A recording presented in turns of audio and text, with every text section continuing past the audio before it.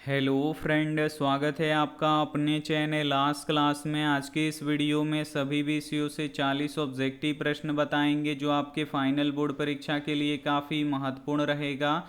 तो एक भी प्रश्न आप लोग इसकी मत कीजिएगा। वीडियो को प्लीज़ आप लोग शुरू से लेकर अंत तक देखिएगा। और हमारे वेबसाइट पे ऑनलाइन टेस्ट चल रहा है, तो अभी तक आप टेस्ट नहीं दिए हैं तो जाके टेस्ट दे लीजिएगा। अगर आपको ऑनलाइन टेस्ट देना नहीं आता है तो वीडियो के लास्ट में हम आपको बताएंगे कि आप लोग ऑनलाइन टेस्ट कैसे दे सकते हैं।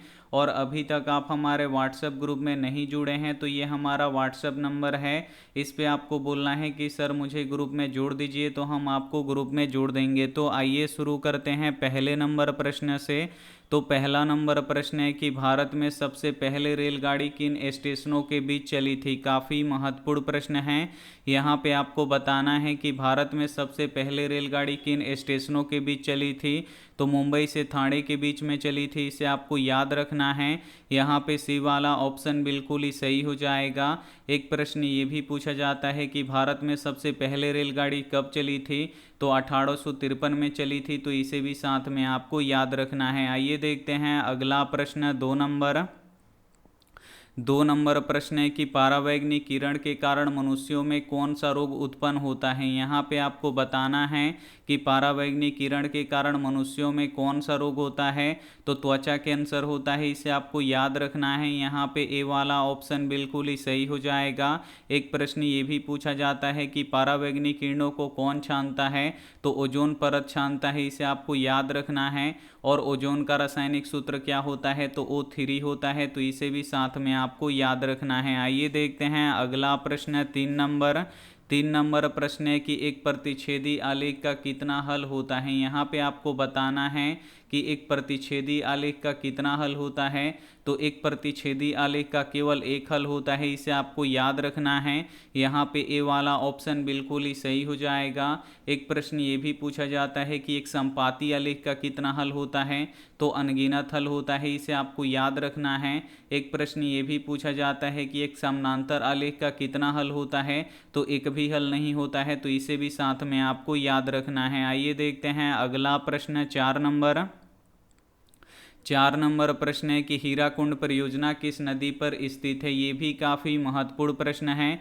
यहाँ पे आपको बताना है कि हीराकुंड परियोजना किस नदी पर स्थित है। तो ये महानदी पर स्थित है, इसे आपको याद रखना है। यहाँ पे सी वाला ऑप्शन बिल्कुल ही सही हो जाएगा। एक प्रश्न ये भी पूछा जाता है कि हीराकुंड परियोजना किस राज्य में है। तो उड़ीसा राज्य में है, तो इसे भी साथ में आपको याद रखना है। आइए देखते हैं अगला प्रश्न।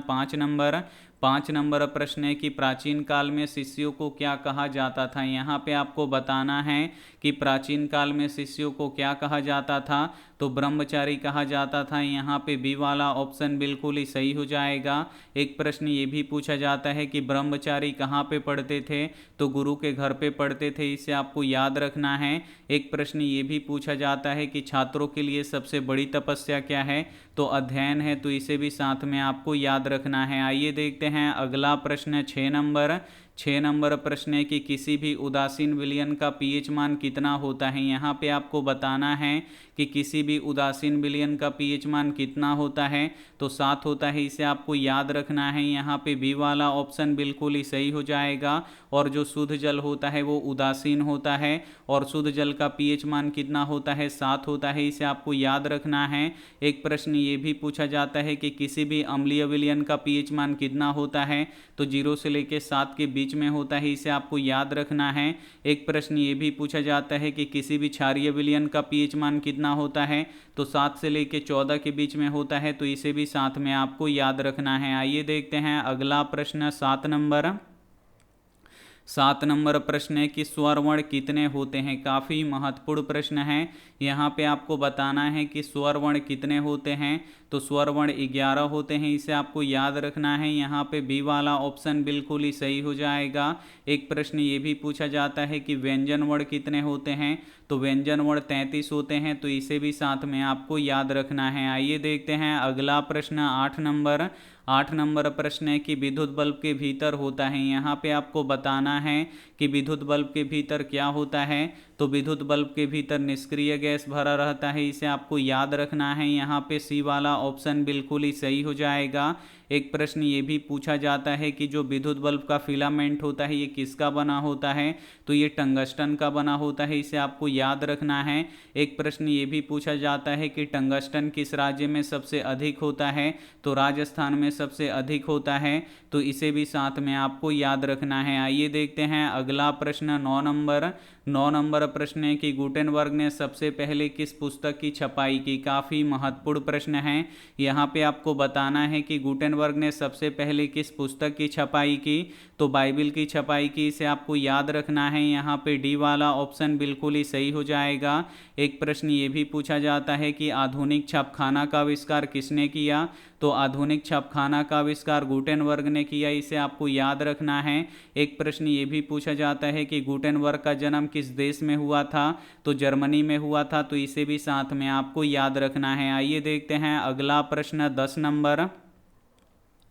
10 नंबर प्रश्न है कि AP 3, 6, 9 ... 60 में कितने पद हैं। यहाँ पे आपको बताना है कि इस AP में कितने पद हैं, यानी आपको यहाँ पे n का मान निकालना है। तो n का मान कैसे निकलेगा, तो इसके लिए एक an का फॉर्मूला होता है। an बराबर क्या होता है, तो a + n - 1 × d होता है। बस यहाँ पे आपको an का मान रखना है, यहाँ पे a का मान रखना है, यहाँ पे d का मान रखना है, तो आपका यहाँ पे n का मान निकल जाएगा। तो यहाँ पे an क्या होता है, तो अंतिम पद होता है। तो AP का अंतिम पद कितना है, 60 है, तो यहाँ पर लिख देंगे 60। और a क्या होता है, तो AP का प्रथम पद यानी पहला पद होता है, तो पहला पद कितना है, 3 है, तो a का मान यहाँ पे 3 है। अब यहाँ पे देखिए d क्या होता है, सार्वअंतर होता है। और सार्वअंतर कैसे निकलता है, तो दूसरे पद में से पहले पद को घटाना पड़ता है। तो दूसरा पद 6 है और पहला पद कितना है, 3 है, इसे घटा लीजिए। 6 में से 3 घटेगा तो कितना बचेगा, 3 बचेगा। बस इसमें आपको मान रख देना है। an का कितना मान है, 60 है, तो यहाँ पर रख देंगे 60, बराबर है तो बराबर। a का मान कितना है, 3 है, तो यहाँ पर लिख देंगे 3, प्लस है तो प्लस। n का आपको मान निकालना है, तो इसको वैसे ही छोड़ दीजिए। और d का मान कितना है, यहाँ पे आप लोग देख सकते हैं 3 है, तो यहाँ पे लिख देंगे 3। सबसे पहले आपको क्या करना है कि इस 3 में आपको क्या करना है कि इन दोनों में आपको गुणा कराना है। तो यहाँ पे देखिए 60 है, तो 60 बराबर है तो बराबर। अब यहाँ पे 3 है तो 3। अब यहाँ पे देखिए 3 में n से गुणा करेंगे तो ये क्या हो जाएगा, हमारा 3n हो जाएगा। और 3 में -1 से गुणा करेंगे तो यहाँ पे -3 हो जाएगा। अब यहाँ पे देखिए +3 में से -3 घट जाएगा, 0 बचेगा। तो यहाँ पे +3 और -3 हम कटा देंगे। तो अब यहाँ पे देखिए 60 बराबर क्या हो जाएगा, हमारा 3n हो जाएगा। अब यहाँ पे आपको n का मान निकालना है, तो n का मान कैसे निकलेगा, तो इस 3 को आपको बराबर के इधर भेजना पड़ेगा। तो इधर 3 गुणा कर रहा है, तो इधर आके क्या करेगा, भाग करेगा। भाग करने का अर्थ ये बट्टा के नीचे आ जाएगा और इधर हमारा n बचेगा। अब 3 से 60 कितना बार में कटेगा, 20 बार में कटेगा। तो 20 बराबर हमारा n हो जाएगा। तो यहाँ पे n का मान कितना निकल गया, 20 निकल गया।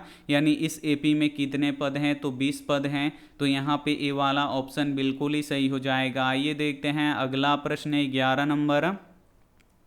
11 नंबर प्रश्न है कि आत्महत्या की थैली के नाम से किसे जानते हैं। काफ़ी महत्वपूर्ण प्रश्न है। यहाँ पे आपको बताना है कि आत्महत्या की थैली के नाम से किसे जानते हैं, तो लाइसोसोम को जानते हैं। यहाँ पे ए वाला ऑप्शन बिल्कुल ही सही हो जाएगा।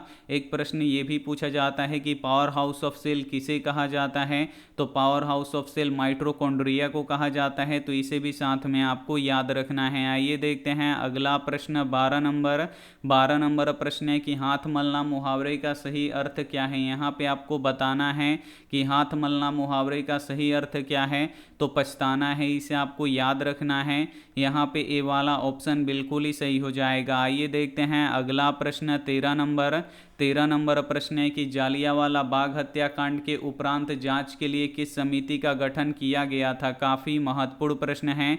यहाँ पे आपको बताना है कि जालियांवाला बाग हत्याकांड के जांच के लिए किस समिति का गठन किया गया था, तो हंटर समिति का गठन किया गया था। यहाँ पे सी वाला ऑप्शन बिल्कुल ही सही हो जाएगा। एक प्रश्न ये भी पूछा जाता है कि जालियांवाला बाग हत्याकांड किस दिन को हुआ था, तो 13 अप्रैल 1919 को हुआ था, इसे आपको याद रखना है। एक प्रश्न ये भी पूछा जाता है कि जालियांवाला बाग में गोली चलाने का ऑर्डर किसने दिया था, तो जनरल ओ डायर ने दिया था, तो इसे भी साथ में आपको याद रखना है। आइए देखते हैं अगला प्रश्न 14 14 नंबर प्रश्न है कि इथाइल एल्कोहल किस प्रकार के श्वसन में बनता है। काफ़ी महत्वपूर्ण प्रश्न है ये आपके बोर्ड परीक्षा के लिए। यहाँ पे आपको बताना है कि इथाइल एल्कोहल किस प्रकार के श्वसन में बनता है। तो जो इथाइल एल्कोहल होता है ये अवायवीय श्वसन में बनता है, इसे आपको याद रखना है। यहाँ पे बी वाला ऑप्शन बिल्कुल ही सही हो जाएगा। एक प्रश्न ये भी पूछा जाता है कि अवायवीय श्वसन किसे कहते हैं। तो वैसा श्वसन जो ऑक्सीजन के अनुपस्थिति में होता है उसे अवायवीय श्वसन कहते हैं। और वायवीय श्वसन किसे कहते हैं। तो वैसा श्वसन जो ऑक्सीजन के उपस्थिति में होता है उसे वायवीय श्वसन कहते हैं। तो उम्मीद करते हैं ये सभी प्रश्न आपको काफ़ी अच्छी तरीके से समझ में आ रहा होगा। तो एक भी प्रश्न आप लोग इसकी मत कीजिएगा, वीडियो को प्लीज़ आप लोग शुरू से लेके अंत तक देखिएगा। और वीडियो को अभी तक आप लाइक नहीं किए तो प्लीज़ आप लोग वीडियो को लाइक भी कर दीजिएगा। आइए देखते हैं अगला प्रश्न 15 नंबर प्रश्न है कि द्विवेदी जी से किसने पूछा था कि नाखून क्यों बढ़ते हैं। काफ़ी महत्वपूर्ण प्रश्न है। यहाँ पे आपको बताना है कि द्विवेदी जी से किसने पूछा था कि नाखून क्यों बढ़ते हैं। तो छोटी लड़की ने पूछा था, इसे आपको याद रखना है। यहाँ पे बी वाला ऑप्शन बिल्कुल ही सही हो जाएगा। एक प्रश्न ये भी पूछा जाता है कि नाखून किसका प्रतीक है। तो जो नाखून होता है ये पशुता का प्रतीक होता है। तो इसे भी साथ में आपको याद रखना है। आइए देखते हैं अगला प्रश्न 16 नंबर प्रश्न है कि यदि बहुपद 2x² माइनस 2x माइनस 6 के शून्यक अल्फा और बीटा हो तो अल्फा इंटू बीटा ज्ञात करें। काफ़ी महत्वपूर्ण प्रश्न है। यहाँ पे आपको अल्फा इंटू बीटा निकालना है। तो अल्फा इंटू बीटा का फॉर्मूला क्या होता है। तो c/a होता है। तो बस यहाँ पे आपको c का मान रख देना है, यहाँ पे a का मान रख देना है। तो c और a का मान आएगा कहाँ से। तो इस बहुपद से आएगा। जो x² में गुणा करता है वो a होता है, और जो केवल x में गुणा करता है वो b होता है, और जिसमें x नहीं रहता है वो c होता है। तो यहाँ पे देखिए a का मान कितना है। तो x² में 2 गुणा कर रहा है, तो यहाँ पे a का मान 2 है। और यहाँ पे b का मान कितना है। तो x में क्या गुणा कर रहा है, -2 गुणा कर रहा है। तो b का मान यहाँ पे -2 है। और c का मान कितना है, -6 है। बस यहाँ पे आपको रख देना है। यहाँ पे अल्फा इंटू बीटा है, तो यहाँ पे लिख देंगे अल्फा इंटू बीटा बराबर है। तो बराबर c का मान कितना है, -6 है। तो यहाँ पे लिख देंगे -6। और a का मान कितना है, 2 है। तो यहाँ पे लिख देंगे 2। अब यहाँ पे देखिए अल्फा इंटू बीटा बराबर, अब ये कट रहा है, 2 तियाँ कितना हो जाएगा, 6 हो जाएगा। यानी अल्फा इंटू बीटा का मान कितना निकल गया, -3 निकल गया। तो यहाँ पे डी वाला ऑप्शन बिल्कुल ही सही हो जाएगा। उम्मीद करते हैं ये प्रश्न आपको समझ में आ गया होगा। आइए देखते हैं अगला प्रश्न 17 नंबर प्रश्न है कि निर्मला कौन थी। काफ़ी महत्वपूर्ण प्रश्न है। यहाँ पे आपको बताना है कि निर्मला कौन थी। तो जो निर्मला थी ये कहानीकारक की पत्नी थी, इसे आपको याद रखना है। यहाँ पे सी वाला ऑप्शन बिल्कुल ही सही हो जाएगा। एक प्रश्न ये भी पूछा जाता है कि बहादुर के नाम से दिल शब्द किसने हटाया था। तो इसी निर्मला ने हटाया था। तो इसे भी साथ में आपको याद रखना है। आइए देखते हैं अगला प्रश्न 18 नंबर प्रश्न है कि तरंग दैर्ध्य को किस में मापते हैं। काफ़ी महत्वपूर्ण प्रश्न है। यहाँ पे आपको बताना है कि तरंग दैर्ध्य को किस में मापते हैं। तो एंगस्ट्रॉम में मापते हैं, इसे आपको याद रखना है। यहाँ पे बी वाला ऑप्शन बिल्कुल ही सही हो जाएगा।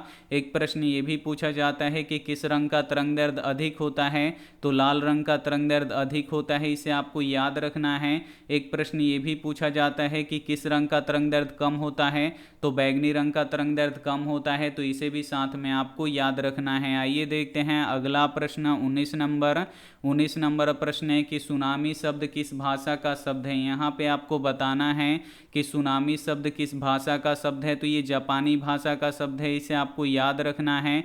यहाँ पे सी वाला ऑप्शन बिल्कुल ही सही हो जाएगा। एक प्रश्न ये भी पूछा जाता है कि सबसे अधिक भूकंप और सुनामी किस देश में आता है। तो जापान में आता है, इसे आपको याद रखना है। और जापान को उगते सूरज का देश भी कहा जाता है। तो इसे भी साथ में आपको याद रखना है। आइए देखते हैं अगला प्रश्न 20 नंबर प्रश्न है कि निम्नलिखित में किसका मान सबसे कम होता है। इसमें से आपको बताना है कि किसका मान सबसे कम होता है। तो यहाँ पे आपको वो टेबल याद होना चाहिए। यहाँ पे देखिए कॉस 90 डिग्री का मान कितना होता है, 0 होता है। साइन 90 डिग्री का मान कितना होता है, 1 होता है। कॉस 0 डिग्री का मान कितना होता है, 1 होता है। टेन 45 डिग्री का मान कितना होता है, 1 होता है। तो इसमें से सबसे कम किसका मान है। तो कॉस 90 डिग्री का मान है। तो यहाँ पे ए वाला ऑप्शन बिल्कुल ही सही हो जाएगा। आइए देखते हैं अगला प्रश्न है 21 नंबर 21 नंबर प्रश्न है कि आवृत्ति का एसआई मात्रक क्या होता है। यहाँ पे आपको बताना है कि आवृत्ति का एसआई मात्रक क्या होता है। तो आवृत्ति का एसआई मात्रक हर्ट्ज होता है। यहाँ पे ए वाला ऑप्शन बिल्कुल ही सही हो जाएगा और हर्ट्ज को एच जेड से सूचित किया जाता है, इसे आपको याद रखना है। एक प्रश्न ये भी पूछा जाता है कि धारा का एसआई मात्रक क्या होता है। तो एम्पियर होता है और एम्पियर को ए से सूचित किया जाता है, इसे आपको याद रखना है। एक प्रश्न ये भी पूछा जाता है कि चुंबकीय क्षेत्र का एसआई मात्रक क्या होता है। टेस्ला होता है और टेस्ला को टी से सूचित किया जाता है। एक प्रश्न ये भी पूछा जाता है कि बल का एसआई मात्रक क्या होता है। तो बल का एसआई मात्रक न्यूटन होता है और न्यूटन को एन से सूचित किया जाता है, तो इसे भी साथ में आपको याद रखना है। आइए देखते हैं अगला प्रश्न 22 नंबर। 22 नंबर प्रश्न है कि सेन साहब के आंखों का तारा कौन है। यहाँ पे आपको बताना है कि सेन साहब के आंखों का तारा कौन है। तो खोखा है, इसे आपको याद रखना है। यहाँ पे बी वाला ऑप्शन बिल्कुल ही सही हो जाएगा। और खोखा का दूसरा नाम क्या है। तो कासू है, इसे आपको याद रखना है। एक प्रश्न ये भी पूछा जाता है कि सेन साहब की कितनी लड़कियां थीं। तो सेन साहब की 5 लड़कियां थीं और उनका नाम क्या था। तो सीमा, रजनी, आलो, शेफाली, आरती, ये 5 उनकी बेटियां थी। तो इसे भी साथ में आपको याद रखना है। आइए देखते हैं अगला प्रश्न 23 नंबर। 23 नंबर प्रश्न है कि प्लास्टिक मुद्रा है, इसमें से आपको बताना है कि कौन प्लास्टिक मुद्रा है। तो जो एटीएम कार्ड होता है ये प्लास्टिक मुद्रा होता है। यहाँ पे बी वाला ऑप्शन बिल्कुल ही सही हो जाएगा। और एटीएम का पूरा नाम क्या होता है। तो ऑटोमेटिक टेलर मशीन होता है, इसे आपको याद रखना है। और एटीएम से आप 24 घंटे पैसे निकाल सकते हैं और 24 घंटे आप पैसे जमा भी कर सकते हैं, तो इसे भी साथ में आपको याद रखना है। आइए देखते हैं अगला प्रश्न 24 नंबर। 24 नंबर प्रश्न है कि इंद्रधनुष में कितना रंग दिखाई देता है। यहाँ पे आपको बताना है कि इंद्रधनुष में कितना रंग दिखाई देता है। तो इंद्रधनुष में 7 रंग दिखाई देता है, इसे आपको याद रखना है। यहाँ पे बी वाला ऑप्शन बिल्कुल ही सही हो जाएगा। एक प्रश्न ये भी पूछा जाता है कि इंद्रधनुष में सबसे बाहर कौन सा रंग होता है। तो लाल रंग होता है, इसे आपको याद रखना है। एक प्रश्न ये भी पूछा जाता है कि इंद्रधनुष में सबसे अंदर रंग कौन सा होता है। तो बैगनी रंग होता है, तो इसे भी साथ में आपको याद रखना है। एक प्रश्न ये भी पूछा जाता है कि सूर्य के श्वेत प्रकाश में कितने रंग होते हैं। तो सूर्य के श्वेत प्रकाश में 7 रंग होते हैं, तो इसे भी साथ में आपको याद रखना है। आइए देखते हैं अगला प्रश्न 25 नंबर। 25 नंबर प्रश्न है कि गरीबी हटाओ का नारा किसने दिया। काफ़ी महत्वपूर्ण प्रश्न है। यहाँ पे आपको बताना है कि गरीबी हटाओ का नारा किसने दिया। तो कांग्रेस ने दिया, इसे आपको याद रखना है। यहाँ पे ए वाला ऑप्शन बिल्कुल ही सही हो जाएगा। एक प्रश्न ये भी पूछा जाता है कि कांग्रेस पार्टी का चुनाव चिन्ह क्या है। तो हाथ का पंजा छाप है, इसे आपको याद रखना है। एक प्रश्न ये भी पूछा जाता है कि भारतीय जनता पार्टी का चुनाव चिन्ह क्या है। तो कमल का फूल है, इसे आपको याद रखना है। एक प्रश्न ये भी पूछा जाता है कि कांग्रेस पार्टी का स्थापना कब हुआ था।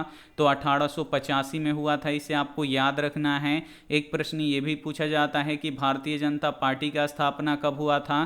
तो 1980 में हुआ था, तो इसे भी साथ में आपको याद रखना है। आइए देखते हैं अगला प्रश्न 26 नंबर। 26 नंबर प्रश्न है कि विशिष्ट प्रतिरोध का एसआई मात्रक क्या होता है। यहाँ पे आपको बताना है कि विशिष्ट प्रतिरोध का एसआई मात्रक क्या होता है। तो ओम मीटर होता है, इसे आपको याद रखना है। यहाँ पे बी वाला ऑप्शन बिल्कुल ही सही हो जाएगा। एक प्रश्न ये भी पूछा जाता है कि प्रतिरोध का एसआई मात्रक क्या होता है। तो प्रतिरोध का एसआई मात्रक ओम होता है, इसे आपको याद रखना है। और विद्युत विभव और विद्युत विभवांतर का एसआई मात्रक क्या होता है। तो वोल्ट होता है, तो इसे भी साथ में आपको याद रखना है। आइए देखते हैं अगला प्रश्न 27 नंबर। 27 नंबर प्रश्न है कि किसे लोकतंत्र का प्राण माना जाता है। यहाँ पे आपको बताना है कि किसे लोकतंत्र का प्राण माना जाता है। तो राजनीतिक दल को लोकतंत्र का प्राण माना जाता है, इसे आपको याद रखना है। यहाँ पे बी वाला ऑप्शन बिल्कुल ही सही हो जाएगा। एक प्रश्न ये भी पूछा जाता है कि किसके प्रति हमें सत्य की निष्ठा रखनी चाहिए। तो न्यायालय के प्रति हमें सत्य की निष्ठा रखनी चाहिए, तो ये भी साथ में आपको याद रखना है। आइए देखते हैं अगला प्रश्न 28 नंबर। 28 नंबर प्रश्न है कि 5 3 8 5 4 का माध्य ज्ञात करें। काफ़ी महत्वपूर्ण प्रश्न है। जो ये आंकड़ा दिया हुआ है इसका आपको माध्य निकालना है। तो माध्य कैसे निकाला जाता है, तो सभी संख्याओं को जोड़ दिया जाता है और उसमें से जितनी संख्या रहती है उससे भाग लगा देते हैं। तो हम सभी संख्याओं को जोड़ेंगे, 5 + 3 + 8 + 5 + 4। यहाँ पे आप लोग देख सकते हैं सभी संख्याओं को जोड़ दिए हैं। अब यहाँ पे संख्या गिन लेंगे कितनी है। यहाँ पे देखिए 1 2 3 4 5, 5 संख्या है तो यहाँ पे लिख देंगे 5। अब आपको क्या करना है कि ऊपर जोड़ लेना है, तो जोड़ लेते हैं। 5 और 3 8 और 8 16, 16 और 5 21, 21 और 4 कितना हो जाएगा 25, और नीचे 5 है तो यहाँ पे लिख देंगे 5। अब इसे आपको कटाना होता है तो कटा दीजिए, 50 25, यानी इसका माध्य कितना निकल गया, यहाँ पे 5 निकल गया। तो यहाँ पे बी वाला ऑप्शन बिल्कुल ही सही हो जाएगा। आइए देखते हैं अगला प्रश्न 29 नंबर प्रश्न है कि पौधों में गैसों का आदान प्रदान किससे होता है। काफ़ी महत्वपूर्ण प्रश्न है। यहाँ पे आपको बताना है कि पौधों में गैसों का आदान प्रदान किससे होता है, तो रंध्रों के द्वारा होता है। इसे आपको याद रखना है। यहाँ पे बी वाला ऑप्शन बिल्कुल ही सही हो जाएगा। एक प्रश्न ये भी पूछा जाता है कि पेड़ पौधों में रंध्र कहाँ पे पाए जाते हैं, तो पत्तियों में पाए जाते हैं। इसे आपको याद रखना है। एक प्रश्न ये भी पूछा जाता है कि पत्तियों का कलर हरा किसके कारण से होता है, तो क्लोरोफिल के कारण से होता है या हरित लवक के कारण से होता है। तो इसे भी साथ में आपको याद रखना है। आइए देखते हैं अगला प्रश्न 30 नंबर प्रश्न है कि खुला परिसंचरण तंत्र पाया जाता है। यहाँ पे आपको बताना है कि किसमें खुला परिसंचरण तंत्र पाया जाता है, तो कॉकरोच में खुला परिसंचरण तंत्र पाया जाता है। इसे आपको याद रखना है। यहाँ पे सी वाला ऑप्शन बिल्कुल ही सही हो जाएगा। एक प्रश्न ये भी पूछा जाता है कि यहाँ पे देखिए जो कॉकरोच होता है इसमें लाल रक्त जो होता है, यानी जो लाल खून होता है यानी आरबीसी होता है, वो नहीं पाया जाता है। तो इसे भी साथ में आपको याद रखना है। आइए देखते हैं अगला प्रश्न 31 नंबर प्रश्न है कि भाईचारे का दूसरा नाम कौन सा है। यहाँ पे आपको बताना है कि भाईचारे का दूसरा नाम क्या है, तो भाईचारे का दूसरा नाम लोकतंत्र है। इसे आपको याद रखना है। यहाँ पे ए वाला ऑप्शन बिल्कुल ही सही हो जाएगा। आइए देखते हैं अगला प्रश्न 32 नंबर प्रश्न है कि परमाणु के नाभिक में उपस्थित होते हैं। यहाँ पे आपको बताना है कि परमाणु के नाभिक में क्या उपस्थित होते हैं, तो परमाणु के नाभिक में प्रोटॉन और न्यूट्रॉन यहाँ पे उपस्थित होते हैं। और परमाणु के बाहरी कक्षा में कौन चक्कर लगाते हैं, तो इलेक्ट्रॉन चक्कर लगाते हैं। इसे आपको याद रखना है। और यहाँ पे देखिए प्रोटॉन पे कौन सा चार्ज होता है, तो धन आवेश होता है, और न्यूट्रॉन पे कोई भी आवेश यानी चार्ज नहीं होता है।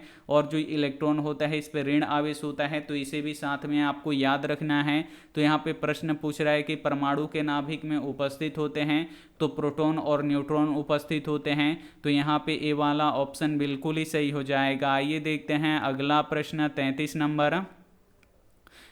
नंबर प्रश्न है कि वर्तमान काल की संस्कृत लेखिका कौन है। यहाँ पे आपको बताना है कि वर्तमान काल की संस्कृत लेखिका कौन है, तो मिथिलेश कुमारी मिश्र हैं। इन्हें आपको याद रखना है। यहाँ पे सी वाला ऑप्शन बिल्कुल ही सही हो जाएगा। आइए देखते हैं अगला प्रश्न 34 नंबर प्रश्न है कि जन्म पूर्व संस्कार कितने हैं। यहाँ पे आपको बताना है कि जन्म पूर्व संस्कार कितने होते हैं, तो जन्म पूर्व संस्कार 3 होते हैं। इसे आपको याद रखना है। यहाँ पे सी वाला ऑप्शन बिल्कुल ही सही हो जाएगा। एक प्रश्न ये भी पूछा जाता है कि संस्कार कितने होते हैं, तो संस्कार 16 होते हैं। और इस 16 संस्कार को कितने भागों में बांटा गया है, तो 5 भागों में बांटा गया है। इसे आपको याद रखना है। आइए देखते हैं अगला प्रश्न 35 नंबर प्रश्न है कि एक वयस्क मनुष्य के कितने दांत होते हैं। यहाँ पे आपको बताना है कि एक वयस्क मनुष्य के यानी एक जवान मनुष्य के कितने दांत होते हैं, तो 32 दांत होते हैं। इसे आपको याद रखना है। यहाँ पे सी वाला ऑप्शन बिल्कुल ही सही हो जाएगा। एक प्रश्न ये भी पूछा जाता है कि दूध के दांत कितने होते हैं, तो दूध के दांत 20 होते हैं। इसे आपको याद रखना है। दूध के दांत किसे कहते हैं, तो आपको और हमको याद होगा जब हम लोग छोटे थे तो जो हमारे दांत होते थे वो टूट जाते थे। और आप लोगों को पता भी होगा जो दांत छोटे में टूटते थे वो कितना तकलीफ देते थे। तो यहाँ पे देखिए छोटे जब हम होते हैं तो 20 ऐसे दांत होते हैं हमारे मुंह में, वो क्या होते हैं कि वो टूट जाते हैं। और टूट के फिर क्या होता है, अस्थायी रूप से एक नया दांत जमता है। है तो वो अस्थाई दांत होता है, लेकिन जो दांत हमारा बचपन में टूट गया होता है उसे दूध का दांत बोलते हैं, और दूध के दांत कितने होते हैं, 20 होते हैं, तो इसे आपको याद रखना है। आइए देखते हैं अगला प्रश्न 36 नंबर प्रश्न है कि कौन वंशहीन था। यहाँ पे आपको बताना है कि कौन वंशहीन था, यानी उसको कोई भी वंश नहीं था। तो जो बाघ था ये वंशहीन था, ये अपने आप को वंशहीन कहता था। यहाँ पे ए वाला ऑप्शन बिल्कुल ही सही हो जाएगा। और बाघ के हाथ में क्या था, तो सोने का कंगन था, इसे आपको याद रखना है। आइए देखते हैं अगला प्रश्न 37